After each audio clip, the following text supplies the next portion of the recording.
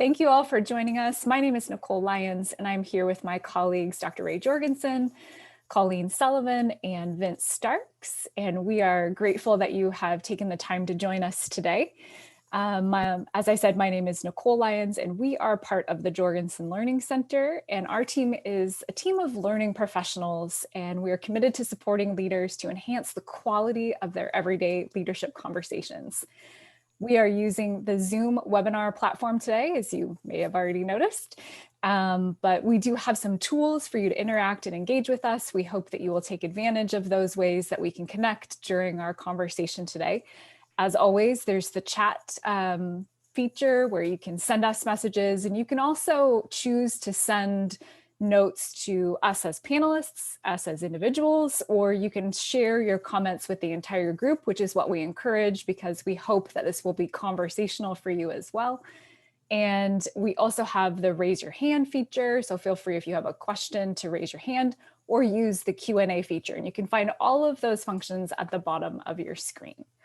I will turn it over now to Ray, who is going to give us an introduction and check us in today. Thank you, Nicole. I want to be very transparent about the fact that we are practicing conversational leadership live. There's not a lot of places that do this, and I love taking webinars and little, web-oriented seminars. They're fun, and a lot of times it's just one person chatting with you. Since we are professionals playing in this world of conversational leadership, today is a conversation. And we hope you will join in. We'd love to have you join into the conversation. And much to talk about in this area of Ask Me Anything. Now, years and years ago, before COVID, and there were times when city councils and county commissions, leaders from big companies would gather everyone at a convention. And they would have, and usually at some point during that convention or the gathering, a town hall meeting where people could show up and just say, hey, what the hell are you doing with that? And they would just get, all this kind of interesting feedback from the audience. So an AMA meeting is kind of another way to hold a town hall meeting. It can be done virtually and it can be done in person. The size of the groups really are not all that significant. I don't know how much you follow the literature on this, but there are 23 million small businesses in America, and 91% of them, 91% produce less than $1 million in income. And of that 91%, almost all of them are less than 20 employees. So the size becomes not important. It's important to say, this is me, leader, wanting to know how we're doing. And do you have any questions or concerns that I can respond to? Finally, this is about change. And just read a piece recently in the Harvard Business Review, said that all of the businesses that are functioning right now, post-COVID, are going to go through enormous changes. And they've got to figure out how to stay connected with or connect sometimes for the first time with the people working in the system. AMA is a way to do this. So that was a little bit of fact information. And here we go, practicing conversational leadership. So Colleen, what did you hear me say? And you can hand it off to one of your buddies after you finish. Tell me what resonated or landed on you in a particular piece. Sure. Welcome, and thank you for taking time out of your day to join us. What I really heard was this sense of an AMA or a town hall, and this sense of, it's an opportunity to have a conversation with those you lead, whether it's a large team, whether it's in person or virtual, or whether it's a small team. These are going to be kind of theories, methods, and tools that we're going to be sharing today of things that you can apply no matter the size of the group. That's beautiful. Yeah, and I'll hand it off to my buddy Vince. Thanks, Colleen. Good morning, Ray, Nicole, and to the folks that are out there. So I just want to echo what Colleen said, but I guess, in addition to that, what resonated with me was we're in the people business, and in order to be effective and leading in groups, you have to have a connection with the people. So AMAs, what I heard as you laid out that description, Ray, was it's an opportunity and ability to connect with people, whether you're external customers or your internal customers, your staff. Great. With that, I like to kind of shift over to my great colleague, Nicole. Thank you, Vince. What stood out to me was this notion, and I think we've all felt it, that we are in an enormous time of change. No matter what kind of business, what size of business, we're impacted, and we will likely continue to be impacted by the changes that COVID has brought about. And now is just really an opportune time to stay, like as Vince said, connected to the people that we lead. There is definitely a little edge of team development, through team learning, and there's a bonding that occurs by doing these AMAs. And sometimes I've actually had people after a town hall meeting say, that's the first time I understood what my leader was trying to do. So one of the great gifts it gives us, and the reason why you might want to do it, is it gives you insight into the leader's mind. It's very hard to get that. And usually the leader is working with a small team. There may be 1,000 people, 2,000 working in the system. Very hard to get insight into the leader's mind. This is a way to do that. And what we're going to do here is commonly understand some of the work that give people a good opportunity to be effective, so that each of you can take, if you choose, we invite you to take 1 or 2 or 3 or more of the little ideas that we're going to offer you about practices, protocols, methods that would make your AMA be really, really powerful. Now, with that said, and that was just a beautiful interaction among my colleagues, one of the things I'm going to invite you to do is to have a very brief story about an AMA you've witnessed. And we will not name names in this one. We're just going to talk about big company, small company, right? To protect the innocent. Yeah, definitely the names. We must do that. I still love Dragnet.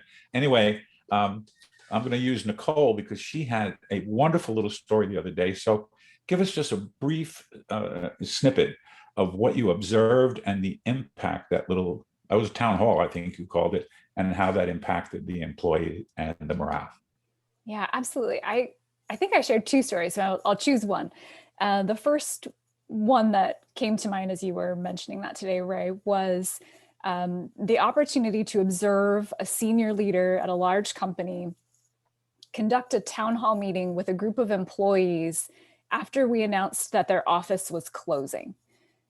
So he was willing to go to this, he traveled to this office with a team of people. I was part of that team to help support this huge meeting. I think he broke it into several sessions. So he had still large groups, but groups of employees, and he told them, explained to them why their office was closing. And then he gave them an opportunity to ask him anything. And he fielded those questions in such a way that demonstrated empathy, that showed that these individuals were cared about. He didn't have all the answers, and he wasn't afraid to be vulnerable and saying, I don't have all of the answers right now. He really acknowledged where they were, that this was a disappointment, that it was a disruption to their life, and let them, react in a really authentic way. That's magnificent. And to those of you listening, we've been working on change together as a team for a while, and we support our clients that are going through changes. And we don't always spend enough time recognizing that if we are taking care of those in our charge, they're all thinking, what's in it for me? WIIFM, it's a radio station that plays in all of our minds. And we're all going, my God, how am I going to move forward with my life personally? How am I going to move forward with my work life, given this situation that's unfolded? That was a great story. Those of you listening, when you start an AMA meeting, a short story after a welcome is always critical. It helps people connect back to the leader, because what Nicole was doing, she was playing one of the roles of a leadership team. The other thing she offered You can stand by yourself in front of a whole bunch of people. Standing with a team is different. Now I am standing with those that are also responsible for the care of those in our charge. So there's a lot of power to having not just you standing there, but having a team. And all the Zooms I looked at, by the way, that were showing that, or videos showing AMA meetings, it was very rarely just one person. It was sometimes, but mostly it was a couple of people. What are you taking from this, Colleen? Yeah, I think one of the things that really resonated with the story was the fact that he was standing up in front of this this group, and he was being empathetic. He was being authentic. Sounded like he was answering the queries.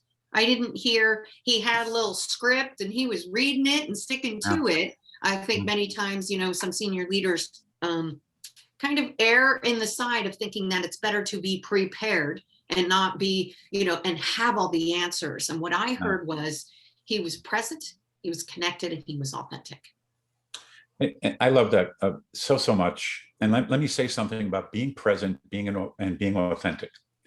Many people have come to us individually and collectively to ask us, how do we deal with the stage jitters? Because it doesn't matter how many speeches you've ever given, you always get a little anxious ahead of time, right? So here is a very delicate balance. Preparation, planning, and practice are essential. And getting the questions ahead of time, essential. If you can, get the questions ahead of time. And then you don't want to say, on question 7, here is my response. You know, it really needs to turn into something exceedingly personal and authentic. And empathy happens when you just show up and be yourself. One of my greatest teachers said to me, make sure that your slides and your PowerPoint don't show up, or they show up and you don't. Make sure you show up and not the stuff you brought with you. So reducing anxiety, planning, preparation, practice, getting those questions ahead of time. And then, of course, easing into this, because now you are prepared and you are confident. And your stance that you're going to give as a leader will be confident and optimistic. Those two pieces in the context of stance are critical. Vince, tell me what's happening inside of you. What are you thinking, learning, feeling? Yeah, so you and Colleen had a really nice exchange because, you know, Colleen brought to the surface the importance of being empathetic and being present and not overly prepared. And I concur with that. You made the counterpoint that, or the additional point, that being prepared, there's nothing wrong with that, because you want to go into the meeting with as much information as you can. And so as I listened to that exchange, what really stood out to me was the fact of also understanding the things that you can control. And this is what I took from you, Nicole. As that leader talked, there were some things that were within his control and that he could utilize and exercise. There are some things that were beyond his control. So yes, you have to be authentic and honest about the things that are outside of your control, but the resources that you have available are there for you to use for the benefit and the advantage of the organization and the people. And you have to not be afraid to utilize all the tools, including those resources that you have at your fingertips that you can leverage to benefit your folks. And they need to know that you're willing to put that on the table and to exercise that. So I was thinking about those 3 things as I listened to your conversation. Yeah, how do you be real at the moment when somebody is probably feeling anxious? And I always remember someone saying to me in these Ask Me Anything or town hall environments, don't be surprised that people get emotional. This is an emotional situation. And if you try and say, calm down, it's going to be okay, stop that, you know, all that's going to do is distance that person from the group that's in there. So Nicole, this was a big opening piece. What was your big takeaway from this? Well, I think there's so many things that are huge takeaways. And I think what's really resonating for me right now is this idea of the presence that's required to come into this space. The preparation is fantastic. Yes, you'll want your questions ahead of time, but in order to show up and be authentic and get the ultimate result that you want, which is that connection to your people, for the people that you lead to feel heard and understood and feel connected to you as their leader, there has to be a way that you can prepare and then also let go and focus on what is and being present with those that you're in the room with or virtual with. And so Nicole, the edge you just gave me there was a little opening. I work all the time in trying to be right here with you. And when I feel myself drift because you said something that's, wow, that was interesting, or what the hell was that? I go back to a very simple in breath and out breath. I just breathe and come back to the room. As we have invited one another to do in all of our podcasting and all of our webinars, come back to the room. So notice what we've done here. Some big pieces unfolded. Planning, preparation, practice is critical. The actual plan itself, not so much. It's much more important that you show up and be present, be yourself, and deal with what's there. And I want to also mention that sometimes people come to those meetings because it's fun to play stump the chump. Let me ask you a question you can't answer. So I think that what that does to the people that are planning the meeting and getting ready for the meeting, they get anxious about that. I thought Vince's comments were on the money. Speak about what you can. Speak about the fact this is what I can control. And here we are, this whole effort on the essence of change, all these podcasts that we've been doing, and now this webinar, is to stay in that very stoic environment. And that's not I am stoic, you can hit me and I won't act like I'm hurt. No, that's not what I mean. Stoic means the following. The only thing I can control is my response.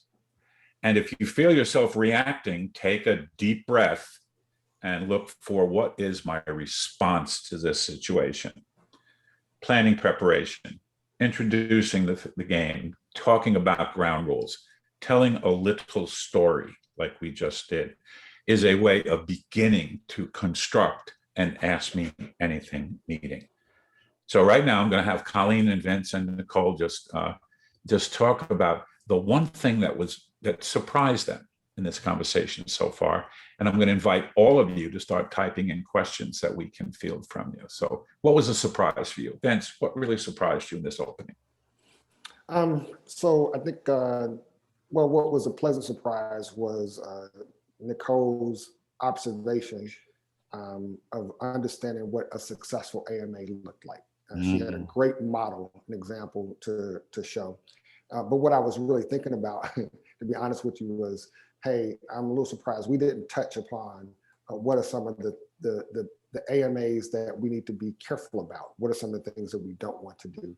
And so we have spent a little bit of time today talking about what an example of a good AMA is. I think it's equally important that we at least touch what does a bad AMA setup look like. And I was surprised we hadn't covered that thus far. Yeah, I don't want to hear any more about that, Vince. Let's just move on to something else.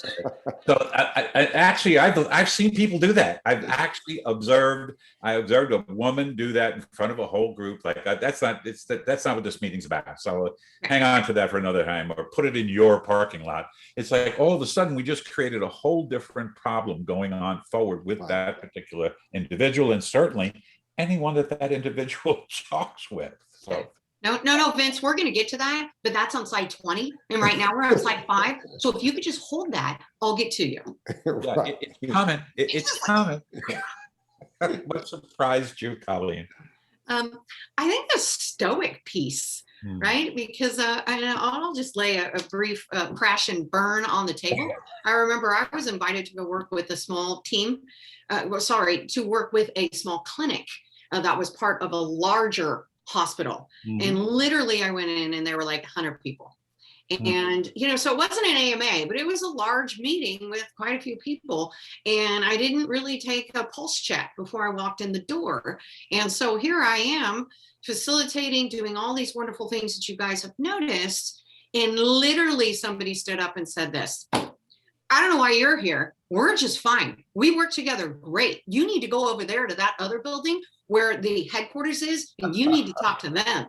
And next thing you hear, people are like, yeah. And I'm just going, oh my goodness, what did I just step into? So that whole piece of Stoic, it sounds easy. And yet when you're the one that everyone's looking at and that emotion piece comes in, it is absolutely a practiced piece.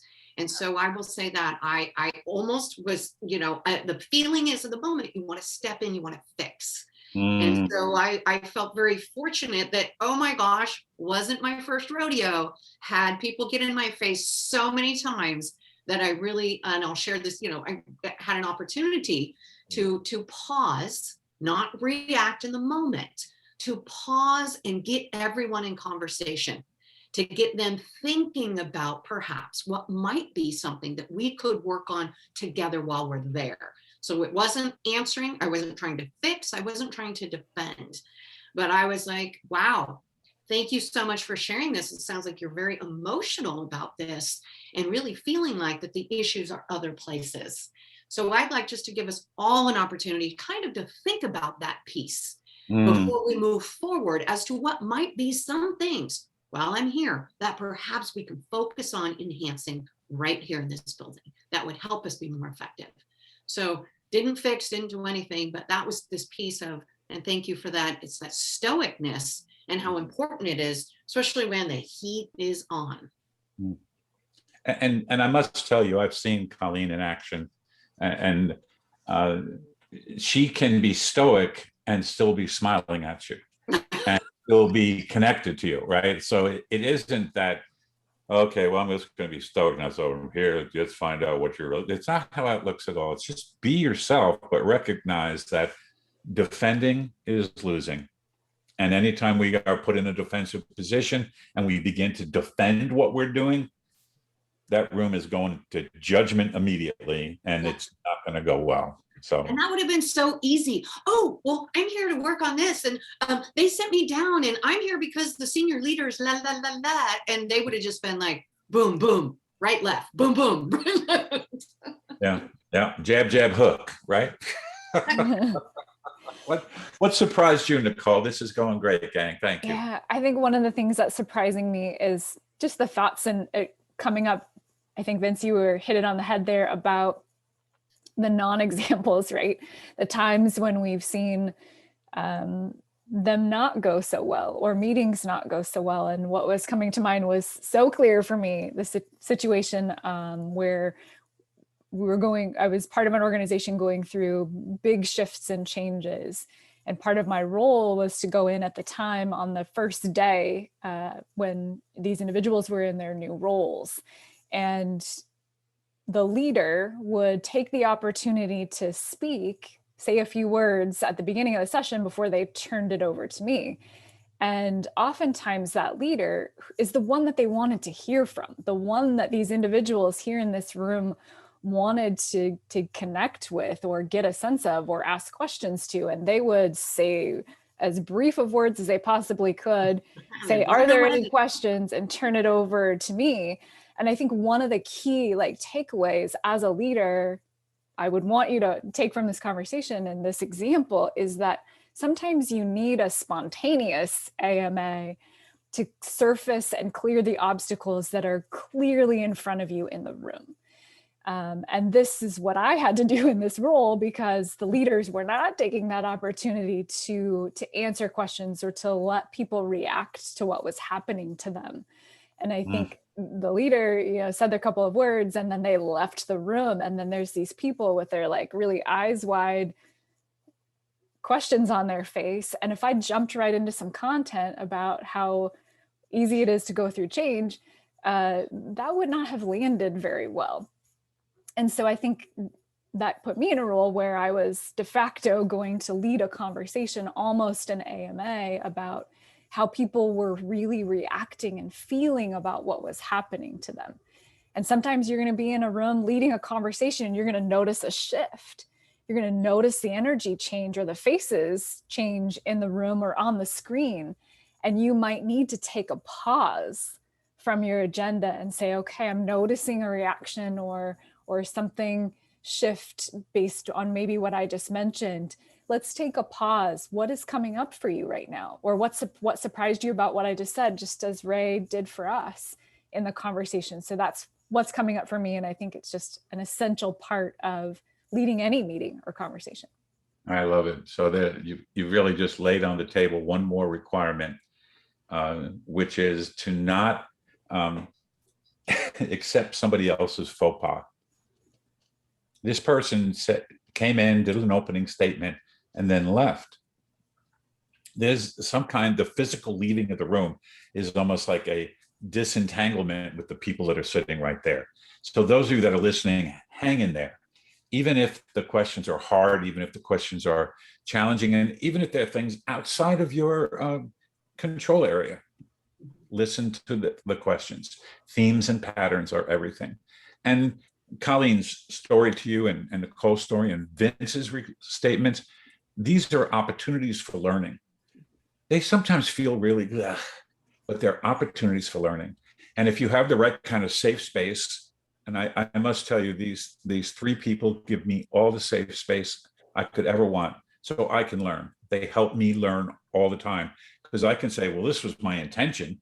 And then Colleen or Vince or Nicole say, well, this is what you did. Did that help you get there?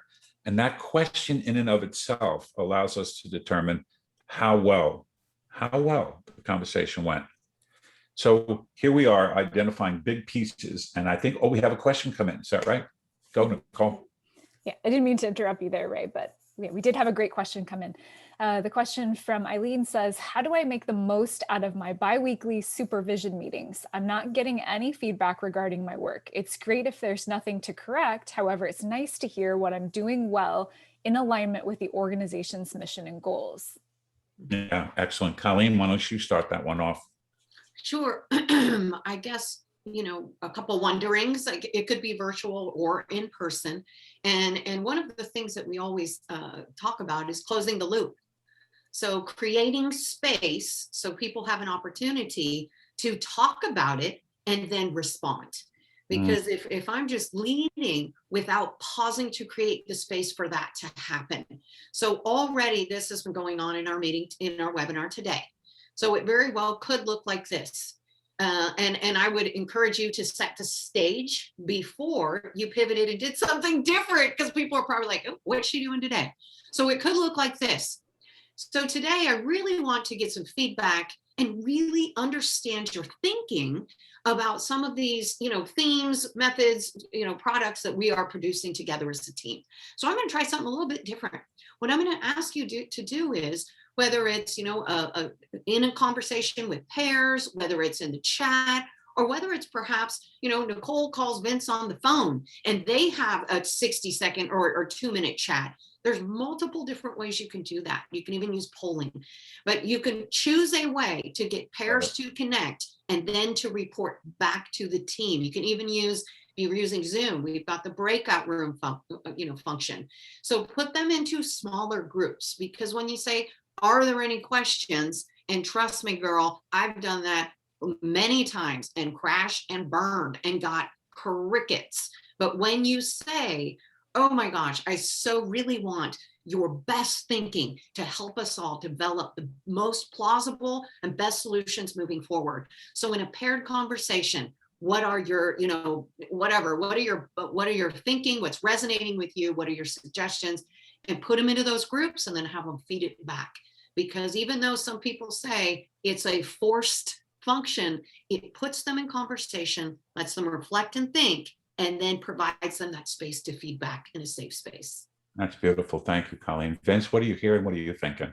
Yeah, I loved it, man. That was a great opportunity as a leader to kind of close the loop, right? So you gave some information, you asked for feedback, you put them in pairs, as Colleen said, you let the discussion happen, and then you close the loop by having a group report back. So no one individual is on the spot to give information that, may be bad or perceived a certain way.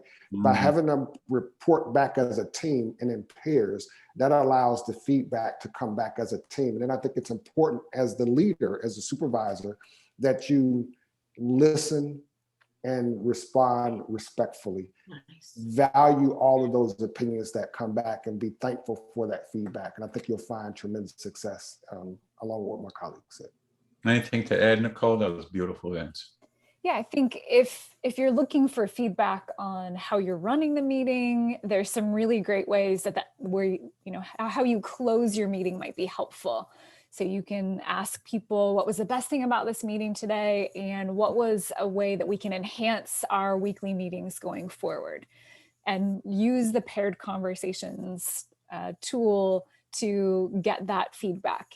if you're looking for how am I doing as a supervisor of you as individuals, sometimes individual conversations are helpful as well.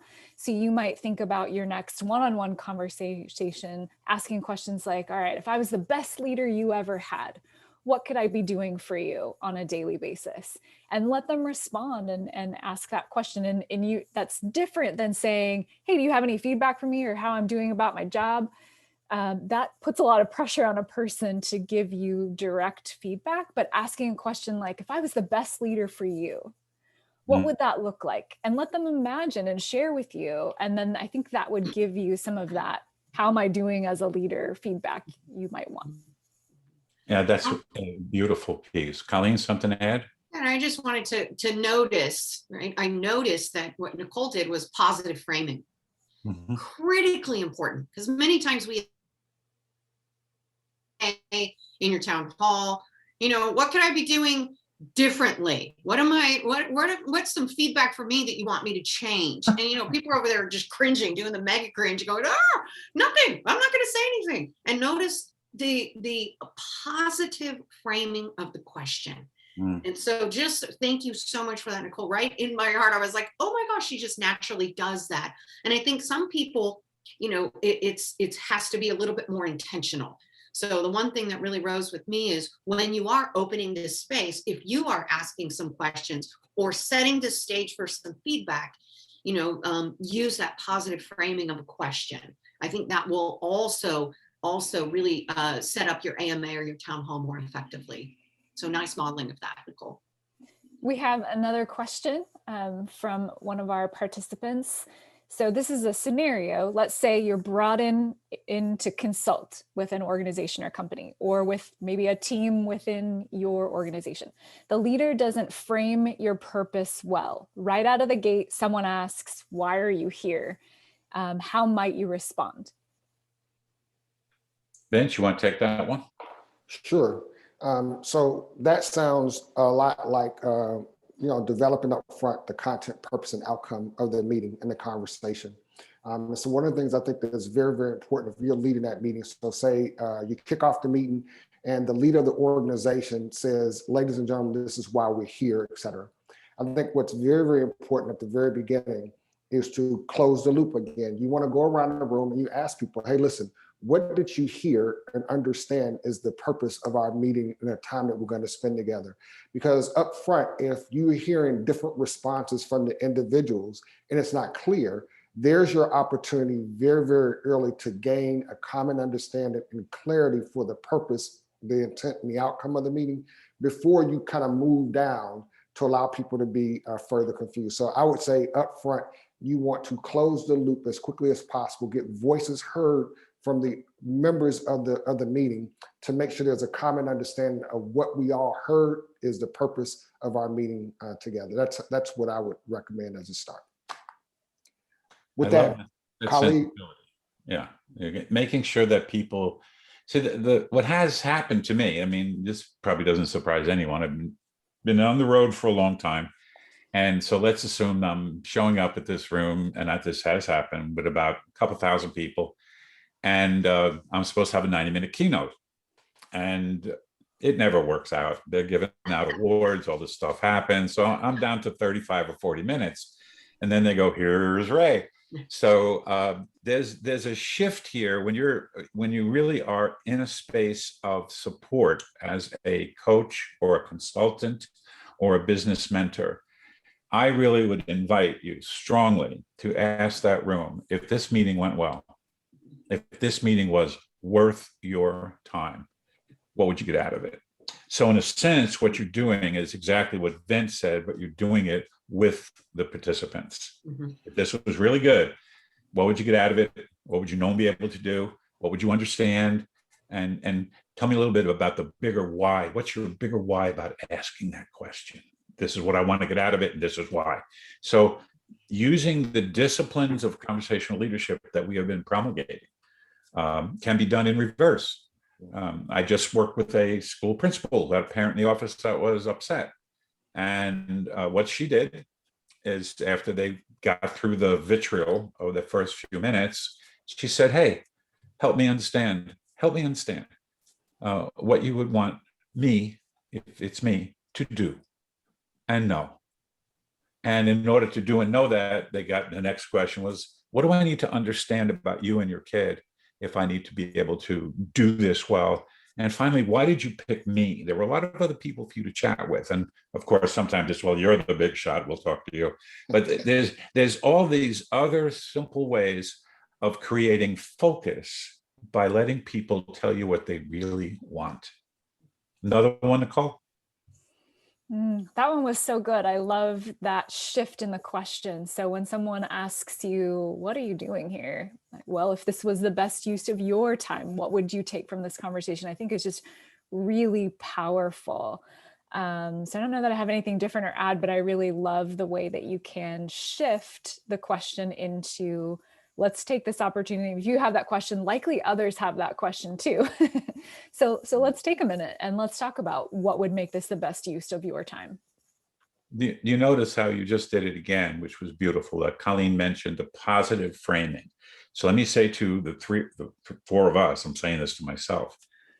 One of the things I always coach and in doing business mentoring, if I'm mentoring a business person and they have a small team, the question that really is a big question is, once you agree, this is what it would look like if I was really the most effective leader you've ever had. And I love that question. I love people to answer that question. Next question is, what should I keep doing? What should I stop doing? What should I do more of? What should I do less of? And is there anything I should actually just say, don't do that again, Ray? That's really getting in the way of your day. This constant refinement of the leadership practice really can come from those that you are taking care of, people that you are taking care of as a leader. Well, gang, we're coming to the end of our game here. So I'm going to kind of pivot just a little bit. If you want to learn more about this and how to set up these things, how to do pairs, I love paired. If it's a big group, I love paired conversations, even triples. But there's so much here about building capacity to feel confident through preparation. What you're doing with us today is preparation. You're actually hearing issues and questions that are popping up. This is almost like an AMA meeting. An AMA meeting about how to have an AMA. That's what it is, right? And you're doing that, and they're doing it too. So let me kind of let the gang give you a little bit of the what if. So what are some of the what ifs that you guys worry about in an AMA meeting? Colleen, you had some really beautiful ones. Come give us one or two. Sure. What if I don't have the answers, right? Or what if I say the wrong thing? Yeah, so some of that is in the preamble. I want you to make sure you understand, ladies and gentlemen, this is not Stump the Chump. I'm not here on stage so we can just throw rocks and find out how ineffective I am. I already know my flaws. I want to get better. And you may ask me some things I cannot answer either. I might actually know the answer, but because of timing and other issues with the larger leadership team, it's not something I can share with you right now. I will tell you everything I know about this situation that is within my purview. I will not violate confidentiality of senior leadership and people that are talking with me, but I promise you, anything that is in my purview, in my control, I will answer that question. Set up preamble is really critical. How about a what if? What about you, Vince? Yeah, so I would think, what if they're asking a question, but it's not really a question. It's a jab. They really are taking a stab at the organization. And so how do I respond to that? Give me an example. Yeah, so I'm going to go into customer service, like healthcare. You have a population of customers that you take care of, such as, for me, I worked in the healthcare system. We had a small retiree population that felt that they were very entitled to services. And they had very strong emotions about their access to care. And so when they wanted to come in and ask questions, well, why am I not receiving X, Y, or Z? I used to do it. The last person allowed this, but you are cutting off my access and you are not allowing me to have the things that I want. And so now that question kind of feels like a jab and a personal attack upon me and my leadership, and how I respond to that and gather the information is something I need to be very, very aware of. Yeah, Vince set me up beautifully. So the first thing you need to do is acknowledge that human being and respond respectfully. So it's almost like if your emotion, if you start to feel yourself getting upset, breathe and go, okay, what I'm hearing you say, ma'am, sir, is that this is something you think we should be providing for you, and you're not getting it. And I believe I got you. I think you also said you used to get it, and you're wondering why not now. Am I getting you right? Notice what I did. I simply took the information, acknowledged that human being very respectfully, and I do want to know, what am I missing? So first, I want to make sure that I heard it correctly and I understood it. And then I want to make sure I get a little bit underneath the question, as I began to do in that little piece right there. Brilliant. Nicole, you got one for us? Yeah, what if I do have an emotional reaction and get really flustered in front of the group? Yeah. So Nicole, I got to tell you, that question makes me upset. I'm feeling upset right now. I'm not quite sure why, but I am. And so let me make sure I understood the question well, because you may not be actually trying to say something that would upset me, but for whatever reason I am. So let me acknowledge what you just said. Listen to that again, ladies and gentlemen. Acknowledge, respond respectfully, make sure you get it, and then get underneath the question a little bit. Most human beings are really not. There are, of course, we have psychopaths and sociopaths in our society. Most people that work in organizations, they're generally pretty understanding of things. Your key work here is to deeply understand the questions and provocations as they came. You guys were absolutely magnificent today. Beautifully done, all of you. Let me kind of do a little bit of closing here for those of you that are listening. Then I'm going to take a stab at the last piece. So what we did is we actually we planned and practiced and thought about this, kind of what we were talking about before. So who's going to do setup for us? Is that you, Vince? Yeah, I'll take setup. Here's setup for the meeting. Yeah, so if you're going to set something up, I think the key takeaways and tips that I would offer is, number one, establish some parameters and understand the landscape in which you want to talk about. Secondly, I do think it's important to have some level of preparation for your leadership team. You may not be the expert, but you have experts, and they need to be up to speed in what's going on so that they're prepared to assist you and the clients or customers with what they needed. So that preparation is important. If you can solicit questions ahead of time to understand what the issues are, that's great, but it's not an absolute thing that you have to have. And then most importantly, understand what you can and cannot do, and be prepared to say what you will and will not do. Those are key takeaways from a setup standpoint. Again, those little provocations that Vince just gave you are ways for you to think about setting the stage for this conversation. This might even be the same thing as a good team meeting, but well said. Thank you very, very much. So the second thing is we need to be able to show up. Colleen, you got that one? Yeah, I think that we've talked a lot about this one already, just the show up piece. I think one piece is to be present, and to really be present and truly listening, and listening to understand, not listening to defend, right? So that piece really helps us respond and not react in the moment with emotion. Another piece we talked about was being authentic. And to me, that authenticity is not knowing all the answers and not also scripting. I can't tell you how many senior leaders I've worked with and they wanted a script and they felt like, oh my goodness, what if they ask me something that I don't know? That's okay. It's more important to be present and to be authentic so you're being connected. And that other piece that Ray mentioned is acknowledge and respond respectfully. Whether you have the answer, whether you don't, whether you're feeling like you're going to react in an emotional way, absolutely 100% consistently with every comment, acknowledge and respond respectfully. If that's something that you say, you're going to have to answer at a later date, that's okay, but acknowledge and respond respectfully. That's beautiful, Colleen. There's so much in that you just gave everybody. I also, in an AMA meeting, would invite you strongly to advertise what you're doing and ask for help. Help me make this meeting be good for you. Help me. I want this to be a good meeting for you. Let's talk about follow-up. You got it, Nicole. Yeah, so follow-up, we have talked about this in some of our comments and conversation today. Ray, you had mentioned, I don't know if you realized you even mentioned, but the process of doing an after action review. So really thinking through for you, whether you do this by yourself, whether you do this with your leadership team, following the AMA conversation, think about what were your intentions? What did you actually do? What did you learn? And what might you do differently next time? So that's a really key way for you to reflect on what the experience was for you, and then get some feedback about what the experience was like for others.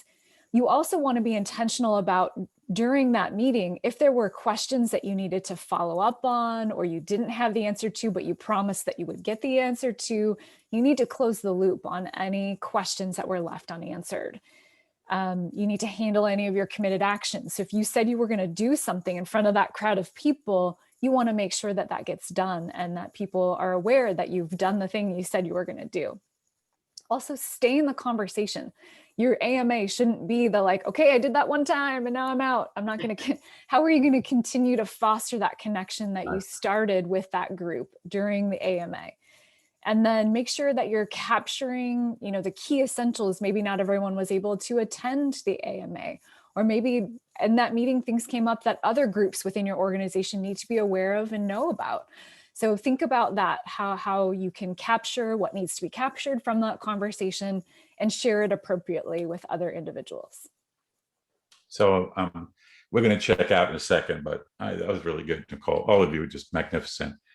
One of the things that we say to ourselves, and I say this to myself all the time, the definition of a professional, and think of it in the context of a professional leader, is to make a promise and keep it in the best interest of those you lead.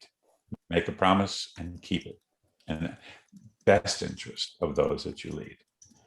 All right, gang. So what got you excited in this conversation today? Because you were at different times. I watched your faces just go chunk. So what was one thing that said, this really was cool, and why? Who'd like to go first? I'll take a stab at it.